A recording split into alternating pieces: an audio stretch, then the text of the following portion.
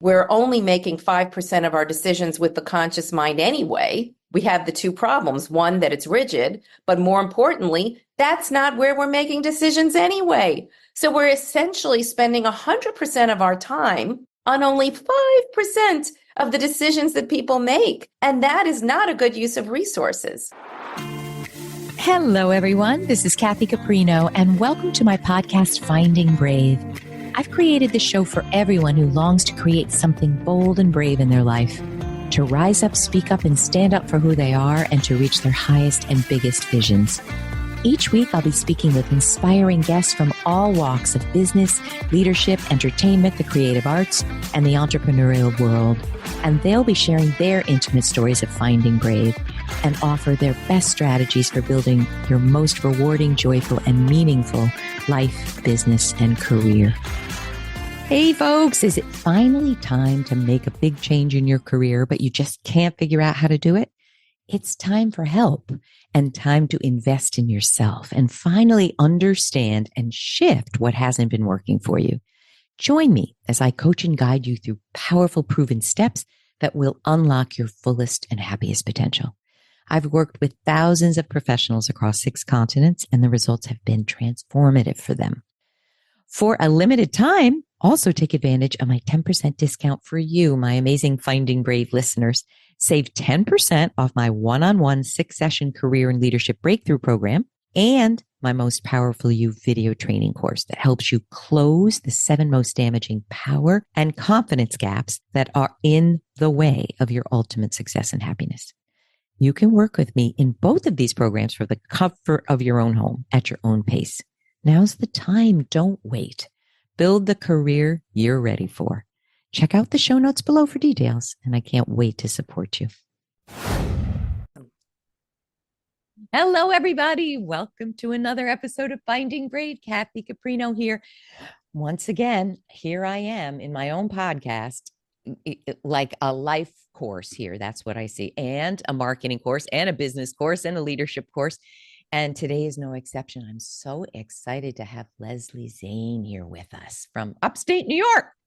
Kind of, not upstate. I am so excited to be here with you, Kathy. This is a true pleasure. I'm speaking to a fellow marketer and a neighbor. What could be better? Oh, I'm so excited to dig in. So let me tell everybody what we're talking about. I cannot wait to learn more. How to unlock the power of instinct to accelerate your success and your organization's success.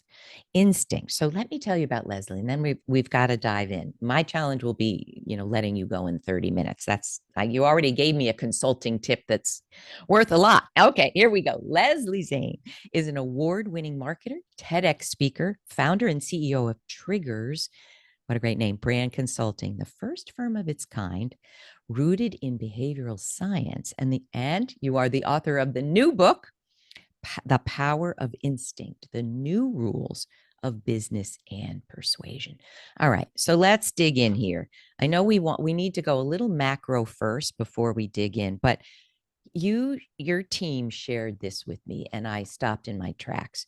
Human beings are unpersuadable. And everyone listening, I was a former corporate VP, then a therapist, now 17 years in coaching. I don't know that I would have said that sentence. So I know you had me at hello here with unpersuadable. And here's why. That's because the traditional approach to persuasion clashes with the conscious mind. Would it be fair to start there, Leslie, to explain why this book, why now, what have you seen? And I know you've seen shifts that make this even more important. Can we start with the bigger picture? Absolutely. I love it. Thanks so much for having me. This is going to be a lot of fun. Thank you. So human beings are unpersuadable. They are rigid. They are set in their ways. They're skeptical. They're afraid. They don't want to do what you tell them to do. It's really simple. And you know this from the last conversation you had at Thanksgiving with a relative about politics.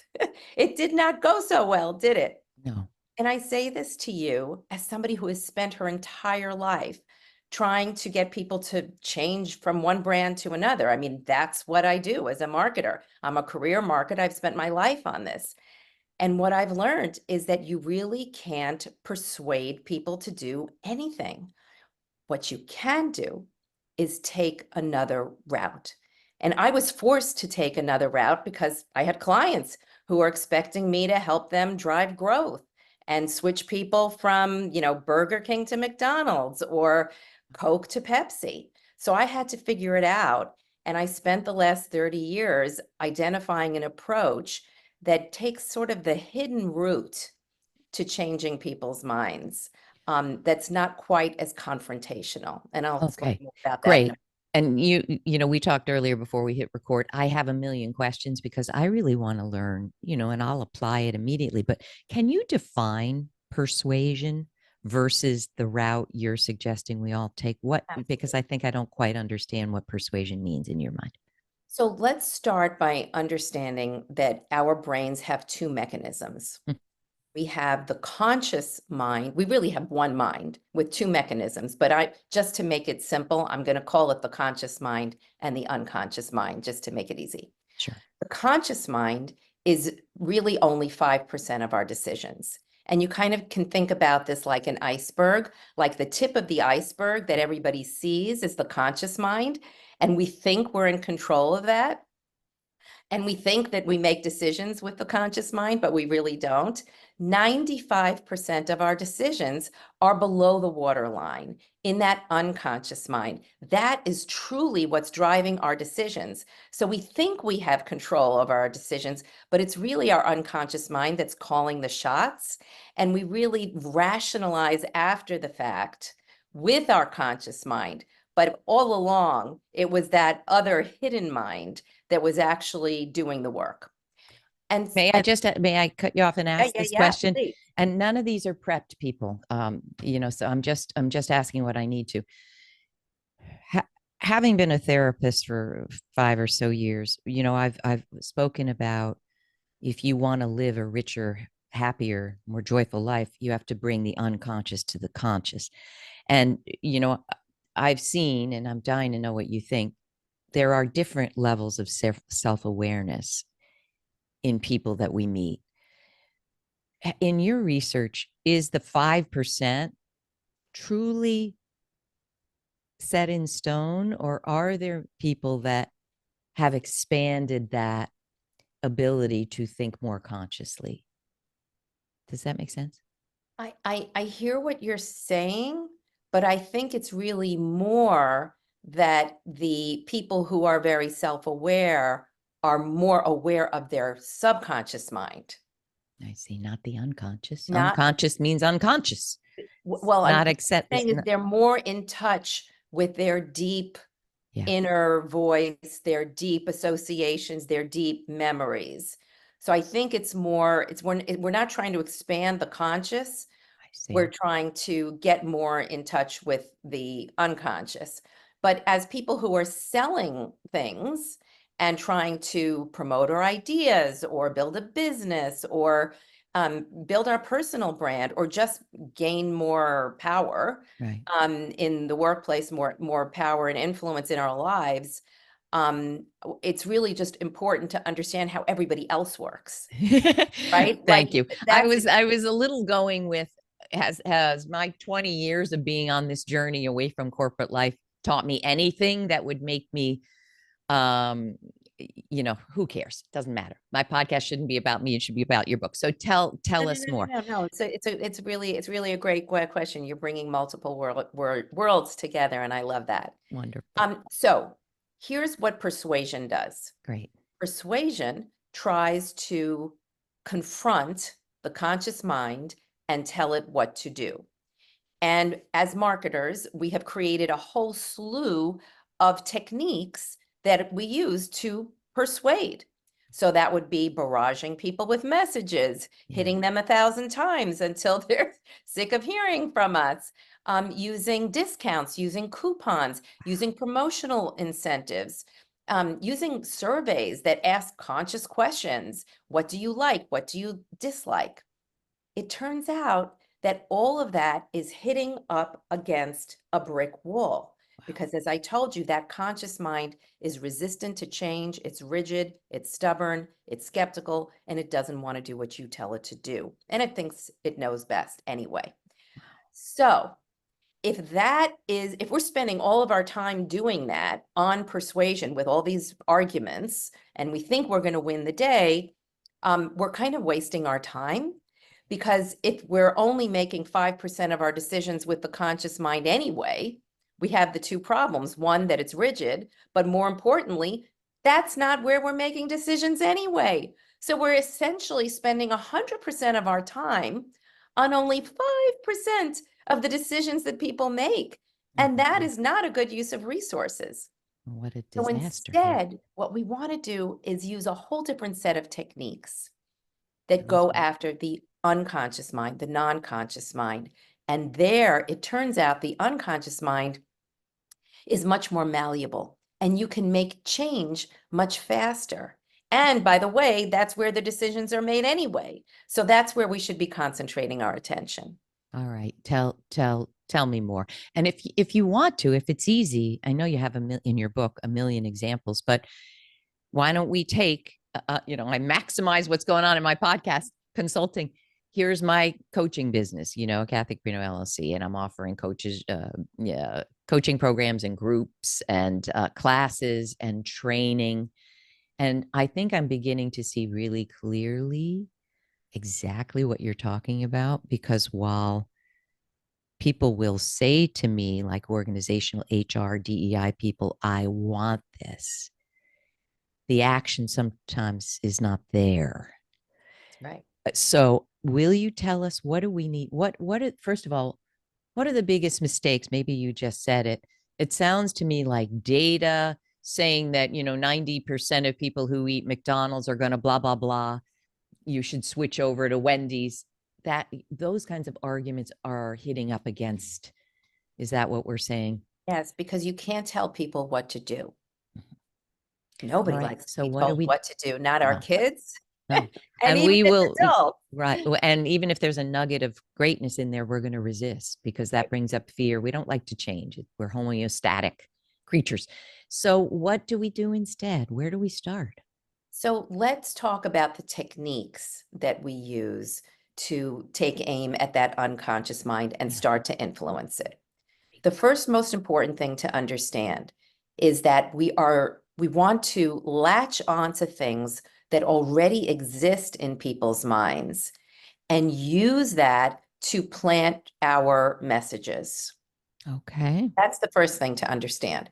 So we're kind of working with what people already believe, what already exists in their memories, and we're using that to sort of grease the wheels of our marketing and our messages.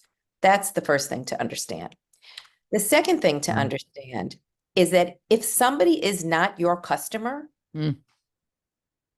that means they have implicit barriers up. Somehow, negative associations have infiltrated their mind inadvertently. We don't know how. It could have nothing to do with what you've done. It could just be the story that they've created about your company in their own mind. And if you don't know what that story is, and you don't know those implicit barriers, I don't know how you create a marketing strategy. That's the first thing that you need to uncover. And interestingly, it's not with your current customers. They will never be able to tell you that. Your current customers are happy with you. They like you. They are filled with positive associations. They have very few negative associations. They may have some, but they're not going to really tell you how you grow. So you want to spend much more time on the people you don't have, understanding their mind, than the people that you have already. And that is a complete flip of what we've been taught in marketing, because everybody says, understand your customer, create more loyalty. Well, you can only get so much blood out of a stone. I mean, people are only, how many bottles of shampoo can you sell to the same person? You can only wash your hair, once a day. So, and are you also not saying the customer that you have does not have the same profile as the non-customer. 100%. So why not? You already got that. How You already got about the millions of people that won't buy the way you're presenting yourself? Or That's right. is that what we're talking about? Yes. And I love that you said millions, because one of the other major mistakes that companies make, and particularly small companies, I would say, well, small and large, if I'm being fair, is that they only go after a very small market. They think too small. The world is your oyster. Think big. Think of everybody as your customer, or almost everybody. The only thing that I pay attention to in terms of segmentation, which is something that I don't really believe in, because I've seen companies slice and dice audiences into 100 different pieces, and they never really use all those segments anyway. And plus, who has the marketing resources to spend different efforts against different segments? So I say there's only two audiences that matter: the people you have and the people that you don't. And of course, you want to keep your current customers happy, treat them like gold, treat them, with white glove service. But where you spend your energies is on recruiting the new customers to come in. And you can't do that unless you understand what's holding them back. Oh, all right. We're getting to that in a minute. Can I go back to your first teaching that we need to latch them on to something that's already present within them in their unconscious mind rather than persuade? So can I ask you if this is an example of that? So if I'm reaching out, my typical niche is mid to high level professional women. But interestingly, about segmentation, I have a ton of men reaching out, even though I say on my website, women, they disregard it because they see something in it that speaks to them, that latches them. So I couldn't agree more. But I want to ask you if I'm on the right track. There could be two ways I could reach out in an email or a promotional post. One could be, do you want to be more powerful, confident, and impactful? The other could be, do you remember the time you were powerful, impactful? And is that the difference between trying to persuade, look, you'll feel better when you're more impactful, versus helping them remember when they were and latching onto that? Is that right? Is that the right direction? I think that's directionally right. I think there's probably something even better, you could say. What is it? I'll send you a check in a minute. I think you could say something that's a shared value. So rather than asking them to do the work, because both of those questions are asking the consumer to do the work, I'm saying present your values in a statement that they would also agree with. Like, I don't know, we're only as limited as we believe we are. Something like that. There's probably a better way to say that. You know what I'm saying? Like, do you think most people believe that? Because I think, I'm not trying to question or doubt you. yeah. I think when I say that, people often go, what a bunch of hooey. I'm limited because of blip, blip, blip, and blip. So that may not be the right statement, but it could be. And by the way, you don't have to always nail it the first time, because I think marketing is an iterative science, right? We should constantly, if I told you how many times I've redone my materials, it's over 30 years of work. I'm still redoing them to this day. Right. So we are all iterating and learning and finding, but I think this is going to accelerate your progress, because what I'm suggesting you do is, Kathy, I want you to get in touch with your philosophy of this entire area of life, of business, of potential, of human potential. By the way, I would use that word, that phrase, and I would put it out there. But as you're doing it, that you've captured something there that everyone else agrees with as well. So it's going to be a sort of a universal truth. and it's going to have some contrast in it. And the way I constructed that sentence, which I'm not sure that's the best one, Right. but you're only as limited as, you believe. It has a tension in it. Right. That tension is captivating, or any tension is captivating. You need to find the Tension. right one for you. And you're also, I think, piquing interest. I mean, some people are just going to tune out. Okay, great. Well, they're not my customers anyway. But But what's really important about this conversation is that you're not telling them anything. right. You are sharing your philosophy that drives you, and they are going to connect with you emotionally because you said something that is aligned with what they feel. Do you That, feel and that creates a match that creates customer engagement and creates interest and makes customers want to come over to you. do you feel like the why, Simon Sinek, of course, made that whole thing, know your why, very popular. But I notice if I write about why I do the work I do, there's a story there. I struggled with every one of these power gaps. I struggled sexual harassment, gender bias, toxic colleagues, narcissistic bosses, chronic illness. When I talk about why I do the work, I find that there's often a lot of resonance. So I'm not trying to persuade someone to work with me. It's a shared experience, and they typically feel heard and understood. Is the why a part of what you're talking about? The why is a part of it, but I want to say that I am not. Not a fan of it. First of all, I love Simon Sinek. I think he's amazing and I love his work and I follow it very closely. He's awesome. My problem with it is that it's one-dimensional. Oh, tell us more. It does not work on its own. I've tested why-oriented positionings a million times. And if you only talk about your purpose, if you only talk about your why, it does not drive business.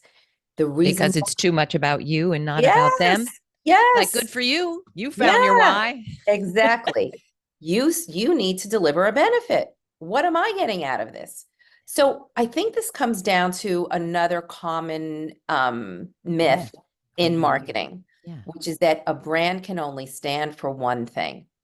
So I see you're trying to grapple, and I see this with my clients too.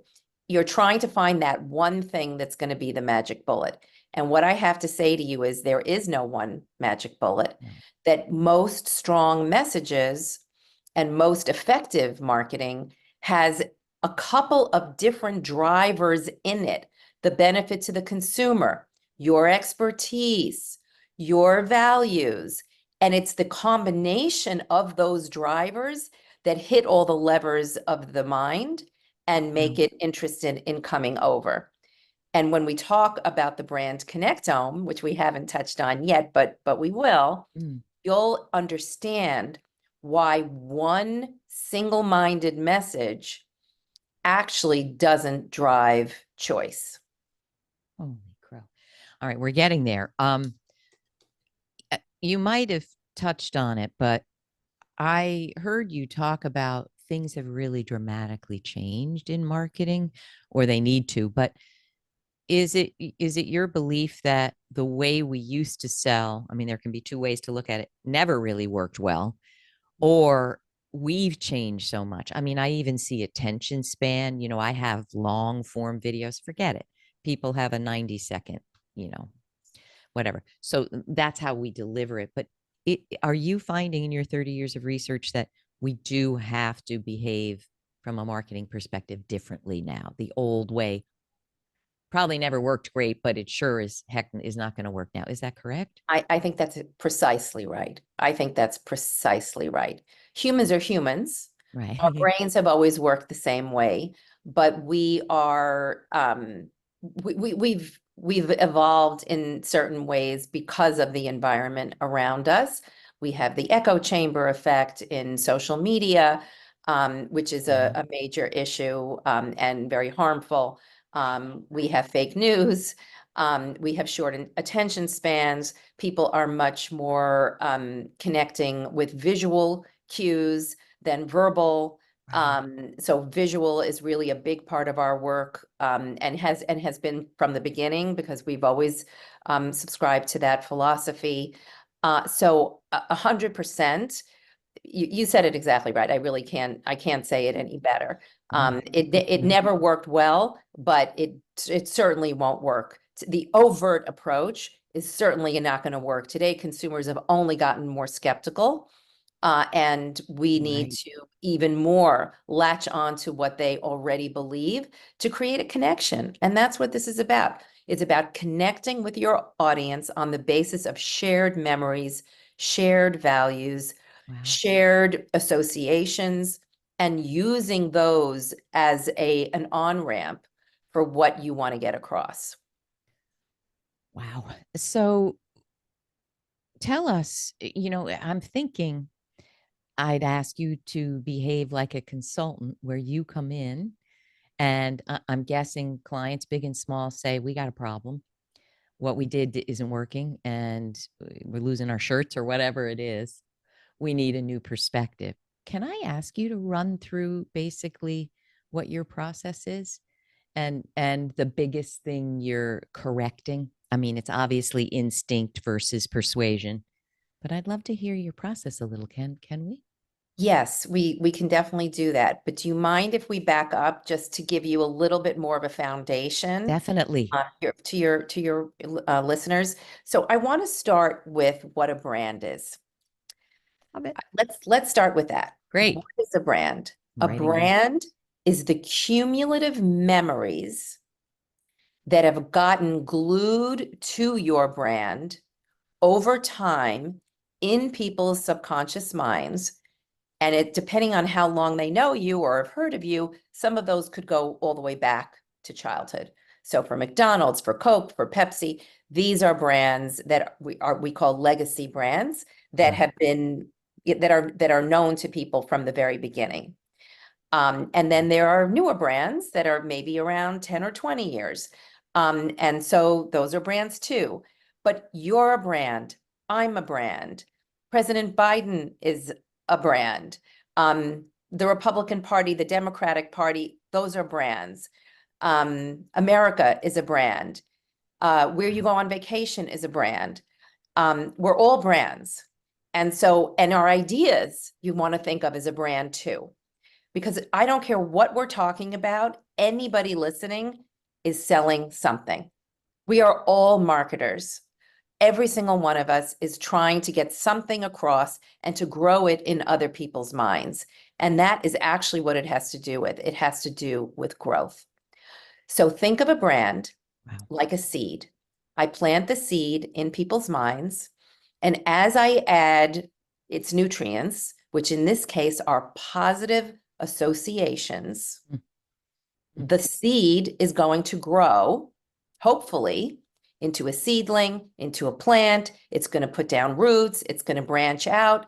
And hopefully, if we're successful, we create a full-grown tree, a healthy, thriving brand. So anything you're working on, whether it's starting up a business or getting your next job or launching a startup, like whatever it is you're doing, you want to grow this thing in people's minds, because you cannot get share of market until you first have share of mind. Share of mind must precede share of market. They are directly, the two things are directly linked. Can I ask this? Yeah. I'm trying to get specific so we have when I look at the work I've done in 17 years, I've put out a lot of content, 1,000 articles on Forbes, 285 podcasts, etc. I feel like that's why I haven't had to place a lot of ads, because if you Google search, how do you interview? How do I get fired? Usually something of mine comes up, not always. I would consider that an example of planting the positive seeds of association. Is that correct? 100%. And the more ways you connect with your audience, on more platforms and more ways of interacting Right. and more connections. One of my favorite examples to use is Taylor Swift, which everybody knows about. Wow. So the conventional wisdom would tell Taylor Swift to only do country music because she's a country music star and that's what she's known for. And if she deviates from country music, maybe her current fans won't like it. Maybe they'll say, "You're changing on us." Well, she did not create the tremendous success that she has and $1 billion tour in 2023 by sticking to just one thing. Wow. She branched out to dance music, to pop, to folk music. She keeps on expanding her brand and the branches of her brand, which I call the brand connectome. The brand connectome is that model behind me is a representation of what a brand looks like in the mind. So think of every type of music that she's launched as another one of those spokes. And she just keeps thriving, keeps adding more and more spokes, more and more connections to people's lives. And beyond just the professional music connection, she has a personal connection to her audience. And she tells her personal stories. And you know who's caused her angst. And you know who she loves. And her Wow. boyfriend. And Right. all these different things about her. And so our connections to her um, are uh, are a multitude instead of just a single, one-dimensional kind of connection. What a great That's what example. each of us needs to do. If we want to have successful brands or launch a successful idea, or even Hmm. in the workplace, let's say you have a recommendation and you want your recommended plan to be the one that they adopt and not the other guys, then you need to create a connectome around your idea with lots of different connections to lots of different people, but many connections in the mind instead of just one. Wow. You make it sound very simple. I mean, obviously, nothing in life is simple. Right. Everything in life takes a lot of hard work. But I think if you use this as a mental model, it's going to help you understand what it is you're trying to do. Because those connections that you're creating, it means that you have some shared things going on, Right. right? So you're going to connect to people's interests and to their personal lives and to their professional lives. The more connections, the better. When I was a young woman, because I grew up in the 80s and 90s, I thought you needed to hide your personal life. So when I was talking to a potential client, I wouldn't talk about my children. I wouldn't speak as a mother. I would, Wow. only speak professionally and only interact in a professional way. And then I kind of made this transition that I saw from other people that they were having more success by having a multidimensional relationship with those clients, doing things with them personally as well as Wow. professionally. And I was like, huh, this is interesting. The Wow. more connections that I have with a person, the stronger our relationship becomes. What And a it's the great same thing with example. building brands. So tell us, I'm aware of our time. We have a few more minutes. Can you give us two other mistakes that businesses are making over and over? And you're like, oh, there it is. That you see in almost every new client.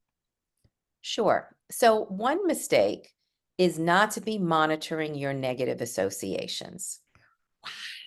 What's So that mean? And how do you do it? so this is an example from McDonald's, who several years ago had was beset with these negative associations that came from these videos that had gone viral, talking about pink slime in your chicken nuggets Mm. and meat that doesn't mold, and the perception that was taking hold in people's minds, sort of like a virus in Yeah. the unconscious mind of their growth target, the people that they didn't have, was that the food was, fake food, Mm.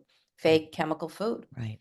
And they weren't really aware of it because their existing research doesn't monitor the unconscious mind. It only monitors the conscious mind through surveys, Oh, wow. right? Right. So if you're not monitoring the unconscious mind, little by little, those negative associations, they kind of consume that tree, and you end up with a tree filled with dead leaves. So as soon as you have a negative association, you have to prune that negative association, nip it in the bud, and overwhelm it with a positive one. What McDonald's did at first is that they said, no, we don't have pink slime in our chicken nuggets. And of course, what that did was tell more people more pink about the nugget. I mean, more problem. pink slime. And More pink you're, slime. to your point, don't try to persuade me. Don't try to persuade me. That's the wrong direction. That was the direct approach. What they instead needed to do was to replace negative associations with positive ones, which they did shortly thereafter. And Introducing new, healthier. Here we Yes. go. Well, Okay. they didn't even need to introduce new healthy foods. They already had these amazing real ingredients in their existing food. They just weren't talking about it. So they use all their ingredients come from family farms, sustainable ingredients. Like they were doing all the right things, USDA beef, 100%, all of that, but they weren't telling that story. I never heard Once, that story. I yes, mean, talk once they about started, negative associations. yeah. Sorry, McDonald's. So once they started telling that story, the business started turning around. But if you don't know what those negative Mm. associations are, then you don't have a line of sight. You can almost think of the negative associations accumulating in your growth targets' minds are a precursor of what is going to happen to your business in the future. Because if the people you want to get have negative associations, then it doesn't matter how much marketing you do against that target, they're not coming over. So you kind of get this early predictive signal, and it's really important to be conducting research at the memory level. It's So how called, do we do? I'm so yeah. curious. Two things. One, yeah, how do we get at that? But secondly, I need to have you clarify something. It seems like when you talk about negative associations, you feel that they're unconscious or subconscious. But if you were to ask me about McDonald's, for instance, they're very conscious, my negative associations. Are most of the negative associations you deal with as a marketing consultant subconscious or unconscious? That's such a great question. Mm, By today, a mm, lot of those negative associations that we uncovered like 8 years ago, were back oh, then, they I were see. implicit. I They were see. unconscious. They hadn't yet sort of risen Formulated, to that stuck. level, become more conscious. But the way we do our work is we find the conscious and the unconscious, but every single time it's the implicit or unconscious that is actually the big unlock to what's going on. So how do you get at this? How It's do you? called it's Yeah. called memory elicitation. It's a type of research where you're not asking people what do they like and dislike, because what people like and dislike is not predictive of sales. You cannot trust what people say. All you can trust is what they do. You can also trust what's in their memories, because that's what drives them. And you want to look at everything that is in their memories about a brand. You want to basically uncover their brand connectome. And can you so I used to be a market researcher, and one thing aligns many things with what you're saying. I have a lot of surveys that are self-report. Here's the 7 power gaps. Here's a description. Do you have it? Yes, no, or maybe. It's amazing that people say yes. They often say maybe when I speak to them, they have it in spades. But self-reporting isn't accurate because it's typically because we want to appear a certain way, right, in our own minds. But when you're talking about memory, can you share? I'm making you share, like insider secrets. How would you ask me in a way that would get at a memory in your research? May I ask that? Um, I can't tell you exactly how we do it, Because but that's your secret can, sauce. yes, but what I can tell you is that it's a lot of projective techniques. And any researcher you speak with will know what projective It's technique. basically, what would you think about this when it's not really about that? You're projecting. Is that You're right? projecting out. Right. Actually, what it is you're projecting your memories out for others to see. And there's a bunch of different research techniques, proprietary research techniques that we use to do that. Wow. But you can do it by really getting into people's first memory, second memory. Those are some of the questions that you can ask. How And amazing. after that, I'll have to shoot you. Run me over in the parking lot. Oh my gosh. All right. I know that we're out of time. What else? What final words would you give anyone listening? Because there's no question what you're talking about has huge impact for organizations that are selling businesses. But I think it's, as you've said, it's for anyone who wants to have I want to say positive influence. I'm sure it's for people who wants negative influence too, but anyone who has an idea or they want to get something through to others. So I know that this impacts us in our personal life as well. Any final things we didn't talk about that are the most important things we need to take away here? The only other thing that we did not touch on, which is really important, are growth triggers. Oh, yeah. Growth triggers are succinct codes or cues in any of the five senses, but as marketers, we mainly deal with visual and verbal triggers. Yeah. These are really important because what sticks is assets, assets that are succinct and that have lots of positive associations. Interestingly, emotion doesn't stick. Emotion is fleeting. So if I make you laugh, if I make you cry, again, the perception in marketing is that if I do humorous advertising, that's going to make people come to me, but it actually doesn't drive business.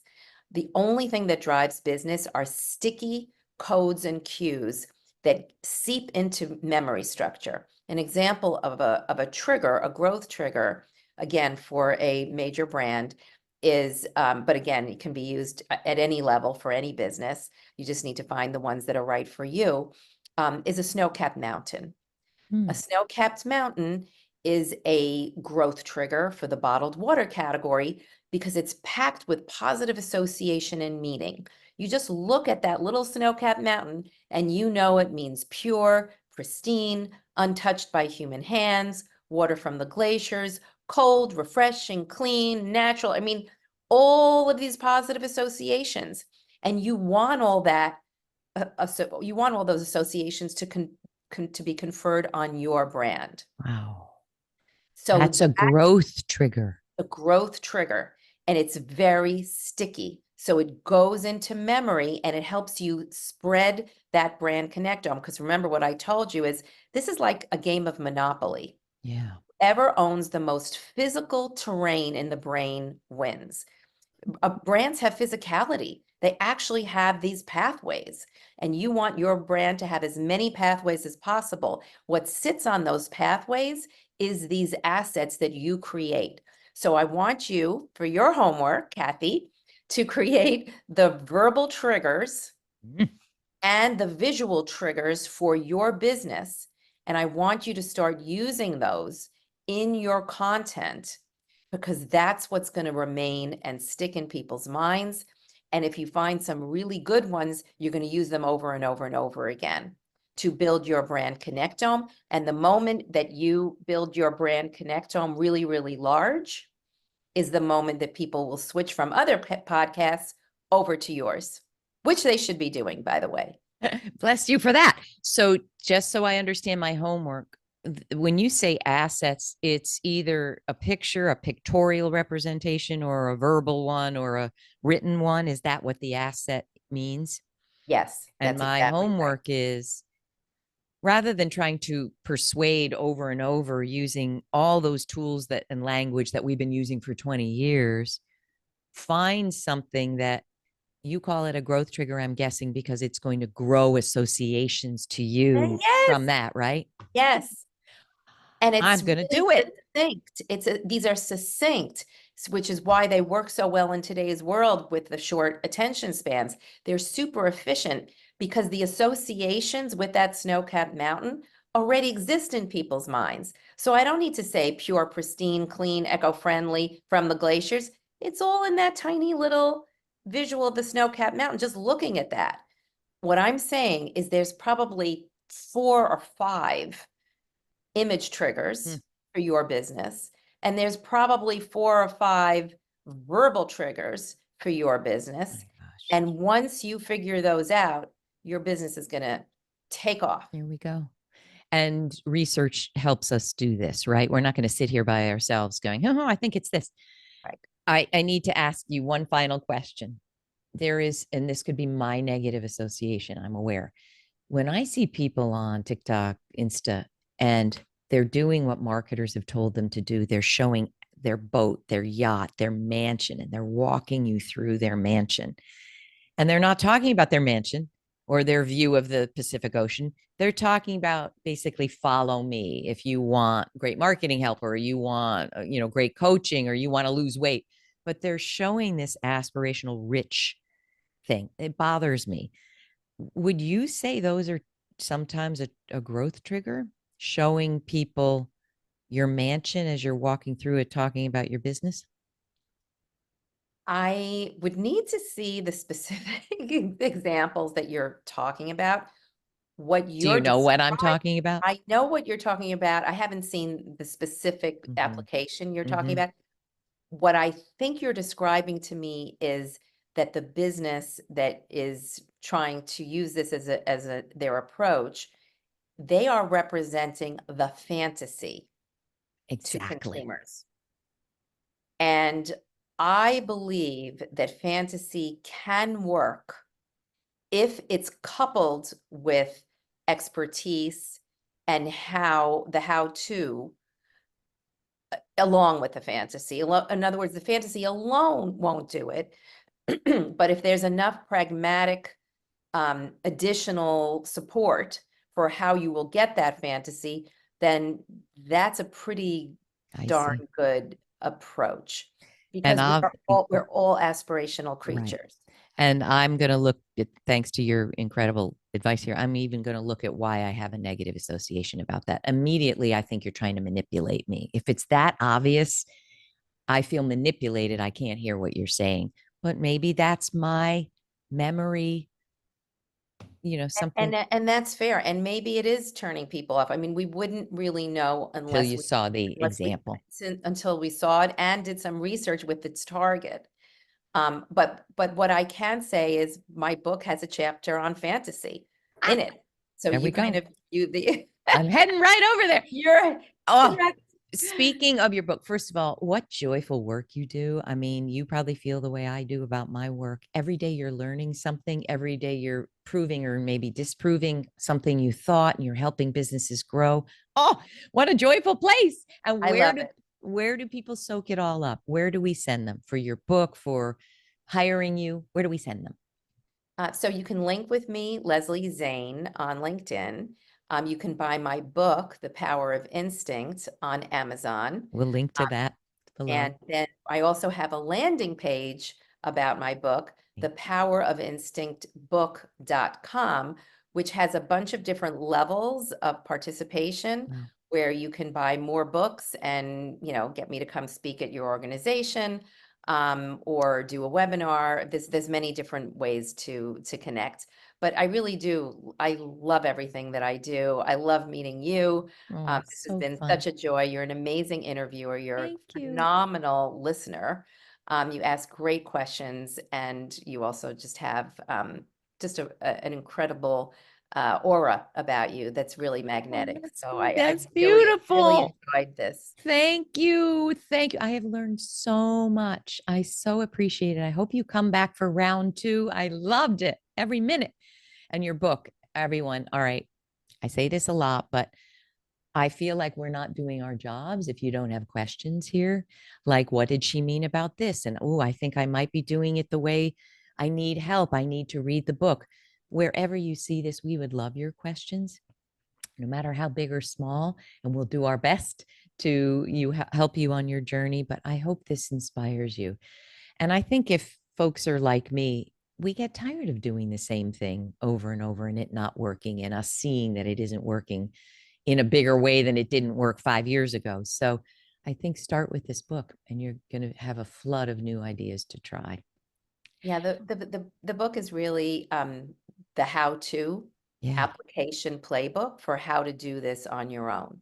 And each chapter takes another rule down of the old marketing and shows you how to do it the new way for the instinctive mind, which will just work so much faster for you. I love it. I can't wait to do my homework. Thank you again. Thank you so much for having me. This was a joy. Fun. All right, everybody, have a wonderful 2 Finding Brave weeks, and we will see you next time. Bye. Hi, folks. Kathy here. So are you thinking about launching a new podcast, or have you been at it a while and recognize it's time for more or better production help to create the best podcast you can? I totally understand. I've been podcasting for over 6 years, and I know how challenging it can be. That's why I'm really excited to share some key information about the great production team I'm using now called We Edit Podcasts. I've been working with them for well over a year, and I've been so happy with the results. They're a full-service production agency, and their services give me access to a wonderful team of seasoned audio engineers and editors who help create a polished professional sound. And they work hard to ensure that my particular podcasting approach and style comes through in every episode. They also help me make sure that my guests are reflected in the best possible light through the creation of terrific show notes, which is an important part of the show for me. Their process is easy and streamlined, and their responsiveness and customer service is terrific too. If you're ready for better production help, definitely check them out and take advantage of their free trial episode, allowing you to sample their process and quality to see if it's a great fit for you. I'm confident you'll love them. Just go to the link weeditpodcasts.com/findingbrave. That's my special link for you, and book your free call today. Happy podcasting. Thanks so much for joining us today. And please don't forget to check out findingbrave.org for more programs, resources, and tips. And tune in next time for your weekly dose of Finding Brave.